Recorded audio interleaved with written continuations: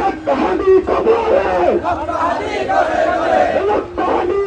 জমিতে জমিতে আমার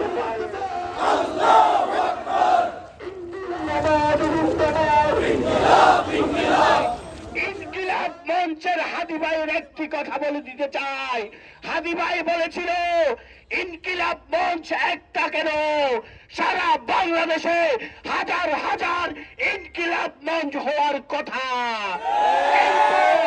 বাংলাদেশের ছাত্র জনতা ইনকিলাব মঞ্চ করে নাই।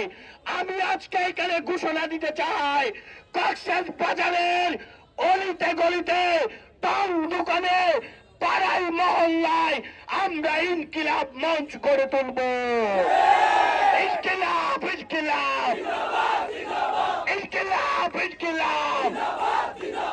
এই একটি ভারতীয় দেবতা তাকে কিভাবে পিটিয়ে হত্যা করেছিল, ভারতীয় আগ্রাসনের বিরুদ্ধে আবারও জুলাই বিপ্লবের পরবর্তীতে হাসিনা পলায়নের পরে কথা বলেছিল ইনকিলাব মঞ্চের মুখপাত্র হাদি ভাই। আপনারা কিভাবে দেখেছেন তাকে দিনে প্রকাশ্যে গুলি করে হত্যা করা হয়েছে। এটা আমাদের সাথে রাষ্ট্রের শত্রুতা নয়, এইটা আমাদের সাথে ভারতীয় আগ্রাসনের শত্রুতা। 24-এর গণ অভ্যুত্থানে 2000-এর অধিক ছাত্র জনতা রক্ত দেওয়ার দুটা অন্যতম উদ্দেশ্য ছিল। এক নম্বর উদ্দেশ্য ছিল বাংলাদেশ থেকে ভারতের আধিপত্য চিরদিনের জন্য মুছে যাবে। উদ্দেশ্য ছিল এই বাংলাদেশ থেকে বাকশালী ফ্যাসিবাদী আওয়ামী লীগের চিহ্ন চিরদিনের জন্য মুছে যাবে।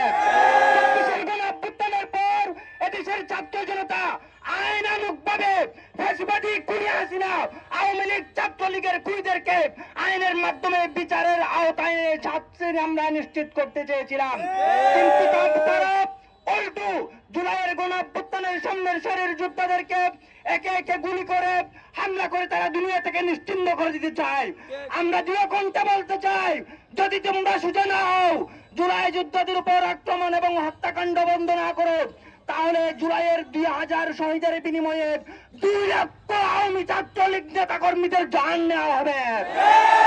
আজকের পর থেকে যারা আওয়ামী এবং ভারতের পক্ষ নিয়ে কথা বলবে সেই মস্তিষ্ক আমরা ভেঙে দিব। সেই চোখ ছাত্রদের প্রতি কঠোর দৃষ্টিতে তাকাবে সেই চোখ উপড়ে ফেলা হবে। যেই অ্যাডভোকেট, যেই জজ এইসব আওয়ামী ফ্যাসিস্টদের মুক্তির জন্য কাজ করবে, সেই সব জজ এবং অ্যাডভোকেটকে বাংলার মাটিতে কোনো স্থান দেওয়া হবে না।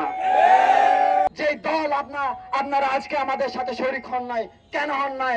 আপনাদের কি ভয় লাগে? আপনাদের কি ভারতের ভালোবাসা দরকার আছে? তাহলে বলবো দয়া করে ভারত চলে যান। এই দেশের মাটিতে হাসিনা সরকারের যেমন ঠাঁই হয় না, আপনাদেরও ঠাঁই হবে না।